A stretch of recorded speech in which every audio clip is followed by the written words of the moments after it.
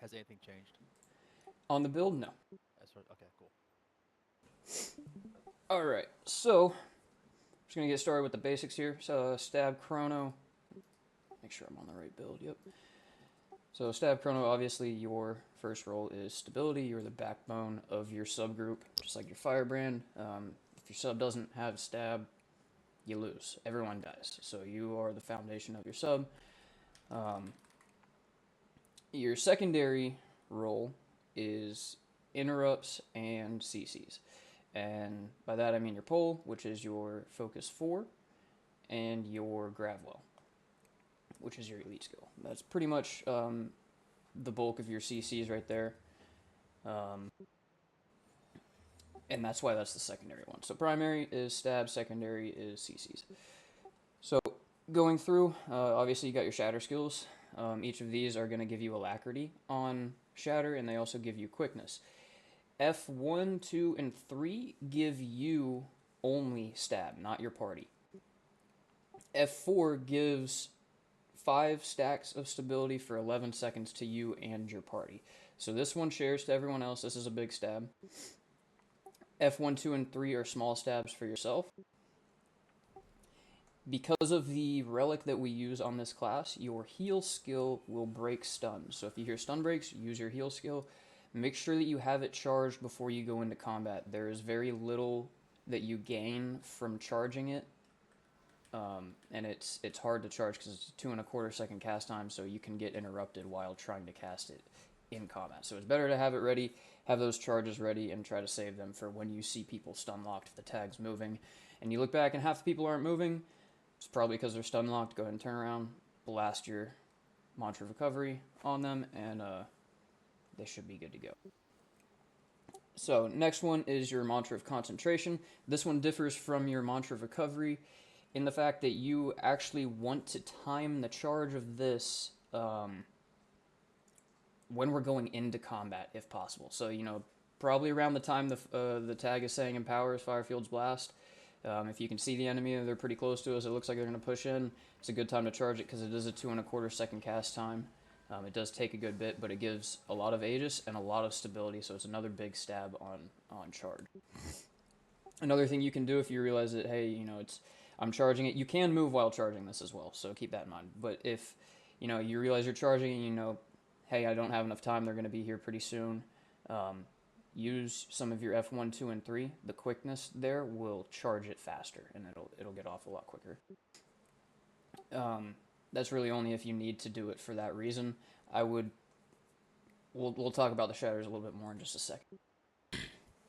So your number 8 skill, your Signet of Illusions, they might be different on your bar. This is how I have it on mine. I think I posted the build, so I think it should be the same. But this skill, the passive, is going to create a clone every few seconds while you're in combat. That's good because it helps with clone generation. The more clones you have, the longer the duration of the boons when you shatter these skills, depending on how many clones you have. So the active of this, when you consume it, it will recharge all of your shatters. So F1 through F4. F5 is not a shatter, it's continuum split. So it doesn't really work like F1 through F4, so it will not recharge that, but it will recharge those 4. Moving on to the next skill is your Well of Precognition. This is obviously a well, so once you place it, that's where it's going to be. It does 3 pulses, and it gives Aegis, stability, and then some more stability in that order on the pulses. So the first pulse is going to give Aegis, and then stability, and then more stability. I'm pretty sure that's... no, it gives Aegis and stability, and then it just pulses more stability. Okay, cool. Awesome. So yeah, that's a good skill. Make sure you use it while stationary. Or if you really need to, we're moving, say, through a choke or something, you can put it down in the path that we're moving. Try to put it as forward of the group as possible if you're good at, kind of predicting the movement. But just be careful not to waste it. It does have a 45-second cooldown, so it is, if you waste it, you're kind of SOL for a little bit. Moving on, your Gravwell. Everyone knows Gravwell. This is going to make people float. This is a good CC skill. Good to use on groups. It'll mess them up. We like to use it a lot. Probably one of the best skills on this class. Yeah, pretty much enough said about that. You'll get used to using Gravwell. And then we'll go through a little bit of skill rotations here in a second. But moving on now to the weapon skills. So first skill is rifle. Go ahead and turn off your auto attack on rifle. One, it is reflectable. It's not going to do a whole lot of damage, but still we don't want reflex. It will do damage on an enemy if you'd have them targeted. If you have an ally targeted, it will do healing. That Charzuka is absolutely absurd. I love it. Love the Charzuka. That thing is crazy. Next skill. Skill number 2 is going to create a clone. It's also going to do some healing at your location, and it gives regen, which is a very good boon to have. Skill number 3 is going to give Might and Fury, and it has 2 actions. The first action will put down an ethereal field, and the second action is a blast finisher that will give you your, I always forget the name of this, your Chaos Aura to you and your allies. Chaos Aura is very good. It gives random boons out. I think. Is that what it does? I gotta see again. Either way, Chaos Aura is good. Make sure you, when you put that 3 down, try to put it in our feet. Double tap it again, get that secondary off, give everyone Chaos Aura. Either way, it gives boons. It's going to help to cover your stability, and by covering your stability, I've talked about this a lot of times, but if you don't know, you want to put a boon in front of stability pretty much every time you apply stability. The reason for that is, so watch here, I have Aegis and stability. Now if I put something else down, now I have regen in front of that stability. If we walk into a strip field or a well from a necro, this will get stripped first. So that is the order of strips. If you look at the boons on your bar from left to right, that is how they will get stripped if you walk into strips. So right now, resistance will get stripped first, and then stability, and then Aegis after that. Well, Aegis will probably block, but... So that's what I mean by covering your boons. A lot of the times I come in rifle and I kind of just face roll a lot of my skills because A, it gives a lot of clones, which are good to have on your shatters, and B, it gives a lot of boons. The 4 skill, you have to have a player targeted for it to work. It'll create a phantasm, and phantasms turn into clones after they finish their action. The 5 skill will give a good bit of barrier and also resistance to the party, so use this, use it on our feet if we need to, if we need a little bit extra healing, it's a good skill to use. And the secondary action will create a portal at the location that you shot it at. The maximum teleport distance is 5,000. That's actually pretty crazy, but it is a single person portal. So, say we're running away, someone got stun locked, they're kind of far behind. You can drop that portal back near them and hope that they see it, and they can go ahead and take that, and it'll bring them to you. So, guys, if y'all see that portal, you're behind, and you see, you'll see the line going to where it is, so you know where it's going. You can go ahead and grab that portal and take it back to the group if you're behind. It's a good tactic to use. So moving on, next weapons, we got your sword and focus. So your sword 1 is going to be your chain attack, obviously. This one, if you want to have your auto attack enabled, that's fine. It's not ranged, it's not going to reflect or anything. First 2 strikes inflict vulnerability, and the 3rd strike will rip a boon. You're not really auto attacking a whole lot in this. Like I said, your roll is stability, not boon strips. It's stability and CCs. So, if you have time to auto attack, you might probably not going to be doing your stability the best or your rotation correctly. So yeah, auto attacks I don't really worry about all that much. Your number 2 skill is going to be a blur, which is an evade for 1 second. So this is a good skill to use, like if we need to mitigate some damage, we're standing still in an area because you can't use it while moving. Once you use it, you're stationary. If you start moving, the skill cancels. But that's a good skill to use. Say we're stacked in a tower on a lord, and we got 7 catalysts outside, all casting meteor shower. Use that. It'll evade you for a second. You won't take any damage. It'll help your healers out a lot. Skill number 3 is going to create a clone. This is another one that has a secondary action. If you are within range, that clone that you made, you will swap places with. It's a short teleport. If you see Spitty just porting around every now and then while he's tagging, this is what he's using. It's a good way to get a little gap closer on a target, but it does have a short range. It's only 600, so if you use it while your target is out of that 600 range, your clone will fail to form. Next skill is your pull. This is the most prioritized skill on your weapons, I would say. Definitely this set of weapons. This is your temporal curtain. This is what we say when we say pulls. We want your temporal curtain. There's another one that has a secondary action. First, it's going to put down a field that you can put down 600 away from you, and then the secondary action after you hit it again will pull enemies in that are within a 600 radius from it. Quick question. So, yeah. When they're doing the one on the wall and they do the high and the low, that's what they're doing, right? One person's putting it farther and then another person's putting it a little bit closer for the secondary pull? Yeah, so if you're putting it on a wall, you know, this one would be easy because there's no ledge. The reason you do high and low is because, you know, say there's a ledge, the first one's going to pull them to the ledge and the ledge is going to stop them. And, you know, or say they're pretty far away. So I would put my pull up, at, you know, that's as high as I can put it right there. And it would pull them to the edge. The secondary pull after you see them get to the edge would yank them over. Generally, a secondary pull is going to be better used by Necro Greatsword 5. Okay. Necro Greatsword 5 is a lot better at getting them over the edge, but yeah. And then the curtain has a longer range, so it's better at getting them to the edge. But you can definitely get them off with the temporal curtain. You just got to play around with the angle on walls and stuff like that. You'll get used to it. It's a lot of fun. It's my favorite part of World versus World if you've never noticed. Alright, so moving on to some skill rotations to maximize your stability.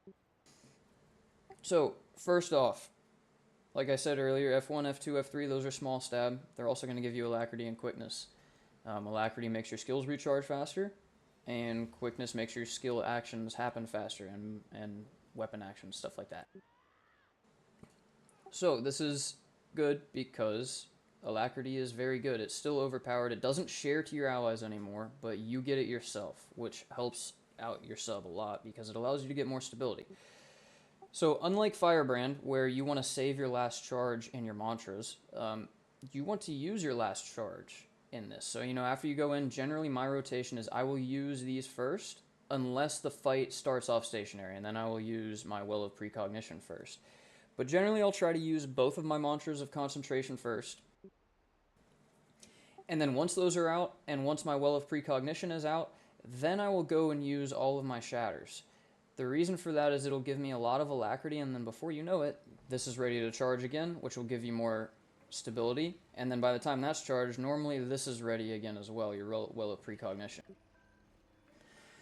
So when you're stabbing Chrono today, or whenever you use it, just try your best to save your shatters until after things on your utility bar are on cooldown. So that being said, you know, once again, F1 to F2, F3 are your self stab, small stab. It won't share to your party. F4 is pretty big stab for your party. Now, once you've used all of your shatters, consume your Signet of Illusions, and I recommend doing it after you've consumed your F4 because this one has the longest cooldown, so you will get the most effect out of your Signet of Illusions if you use it directly after using your Distortion, your F4. So once you use your Signet of Illusions, you'll have all your shatters back, and then once again, you can just face roll all your shatters. You know, well, not necessarily face roll. You should never be face rolling on any stability class. Sorry, take that back. Don't listen to that. You should be getting good at looking at the boon bar.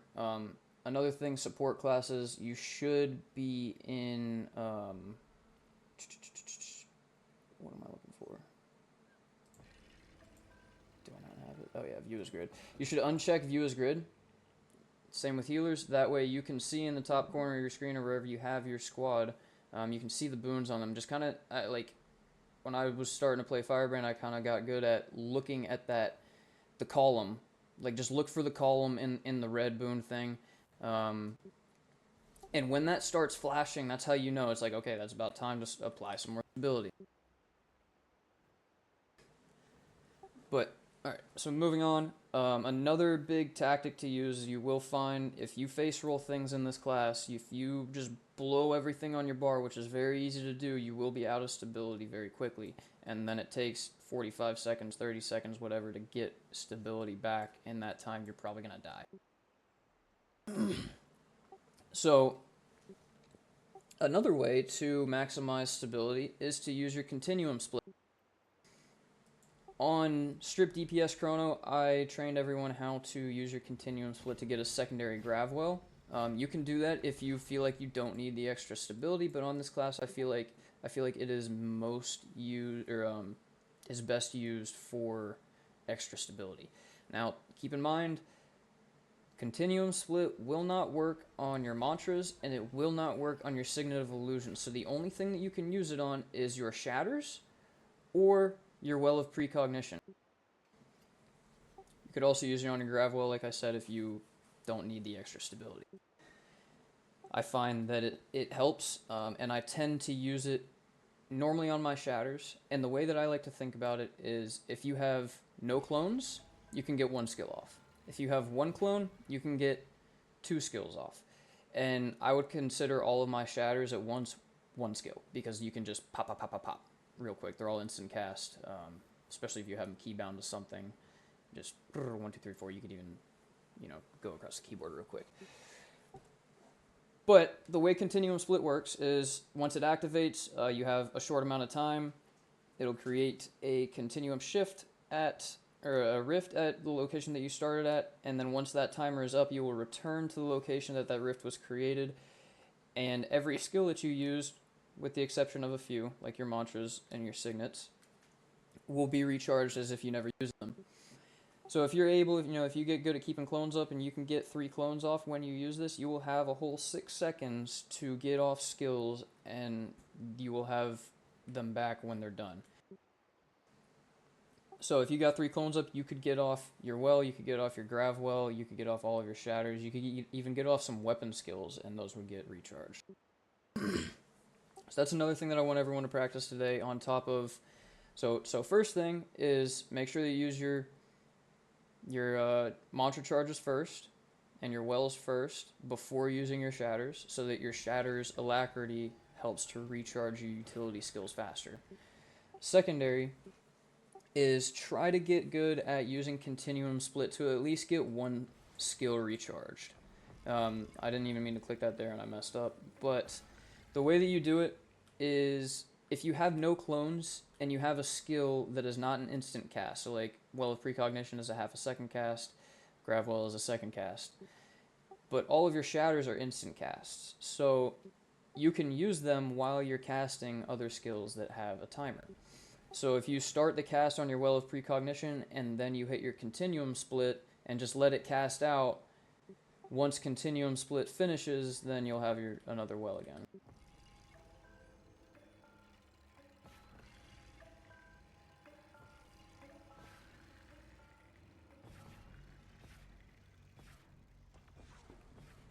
Yeah, I'm seeing a lot of you get it. It looks great. I love it. So yeah, just practice those 2 things today. Practice getting your Continuum Split to get an extra well, or get some extra shatters, and then practice getting, using your mantras and your wells before using your shatters. That's pretty much it. Best thing you can do is practice. So if you want to play on Stab Chrono, go ahead and play on Stab Chrono. I'm going to get ready and scout a Borderland. I'll let everyone know where we're going here in a few minutes. If you want to swap, go ahead and swap. Which Chrono class